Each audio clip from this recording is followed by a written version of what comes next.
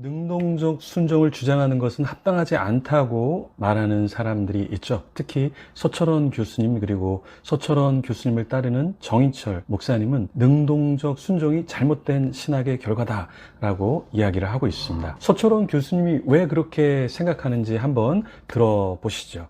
그도 완전한 신학일 수 없다. 그렇게 이해하라. 그렇게 말하니까 내가 더 이상 할 말이 없어져서 말았습니다. 그러나 난 바빙크를 그때부터 좋아하지 않게 됐습니다. 이게 바른 신학 전개를 못하는 사람이구나. 그 외에도 끝까지 그 논의를 전개하는 이단으로 전개될 수 있는 그런 가능성들이 바빙크에게 상당히 있습니다. 그러면 17세기에 이런 능동적 순종이 나왔어도 바빙크가 개혁신학의 완성자로서 이게 정당한 신학인지를 반성을 해가지고 이거를 자기 교신학에 아니면 그게 아니라고 못하더라도 시비는 하고 자기 개혁교역에 올렸어야 될 텐데 그렇게 못하고 그냥 아무 반성 없이 그걸 실어놨어요. 그 바빙크를 요약한 사람이 루이스 벌코프입니다. 루이스 벌코프는 화랑계 미국 사람으로 미시간에 있는 칼빈 신학교의 교장을 오래 하신 분이죠. 이분은 MDB 학위밖에 없는 분이에요. 이분이 그걸 그대로 옮겼어요.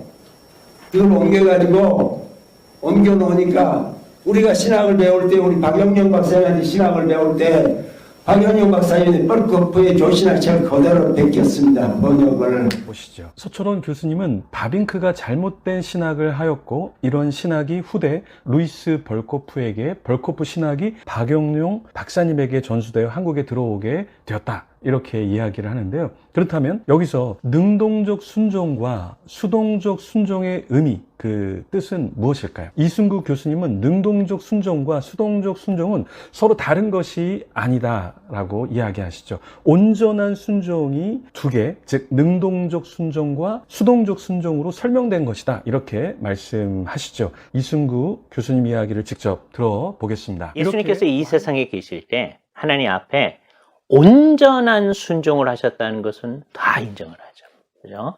웨스트민스터 신앙고백서에서도 그렇게 표현합니다. 온전한 순종. 이건 성경을 따른 순종입니다. 과거에 선배들이 이걸 바라보면서 이거를 좀 더 자세하게 생각하기 시작했었습니다. 물론 자세하게 생각하면서 어떤 사람이 이것을 좀 잘못 표현한 것이 있었어요. 잘못 표현한 거에 대해서 그건 아닙니다 라고 하다 보니까 더 복잡해지긴 했습니다. 그래서 어떤 일이 이제 벌어졌느냐 하면 예수님의 순종을 하나의 순종인데 완전한 순종인데 그 순종을 두 측면에서 나누어 놓고 보니까 수동적 순종을 통하여서 우리가 받아야 할 형벌을 다 받으신 게 되는 거죠. 그리고 능동적 순종을 통하여서 하나님 앞에 그가 본래 가졌던 의에 더하여 이 세상에 계실 때 하나님의 온전한 뜻을 다 이루신 그 의에 적극적 순종에 플러스된 요인이 있으니까 그 의를 우리에게 주실 수가 있게 되어져. 보겠습니다. 이렇게 완전한 순종이 웨스트민스터 신앙 고백부터 청교도 개혁 신학에 있었는데요. 그럼 다시 종교 개혁 때부터 17세기 전수된 능동적 순종은 잘못된 신학일까요? 능동적 순종과 수동적 순종 어휘는 사실 1646년 웨스트민스터에는 없었습니다. 그러나 웨스트민스터에서는 완전한 순종과 죽음이라고 적혀 있죠. 11장 칭의 부분의 1항에 이렇게 말합니다. 그리스도의 순종과 만족을 그들에게 전가시킴으로써 이렇게 이야기하죠. 능동적 순종 내용이 나오고요. 11장 3항에는 이렇게 말하는데요. 그리스도께서 그의 순종과 죽으심으로 말미암아 수동적 순종 내용이 나오죠. 물론 정확히 문자적으로 일치하는 부분은 없습니다. 그렇다면 일치하는 단어 혹 문자가 성경에 나오지 않는다고 우리가 말을 못할까요? 예를 들면 삼위일체라는 용어는 성경에 나오지 않죠. 근데 우리는 삼위일체를 사용하고 있습니다.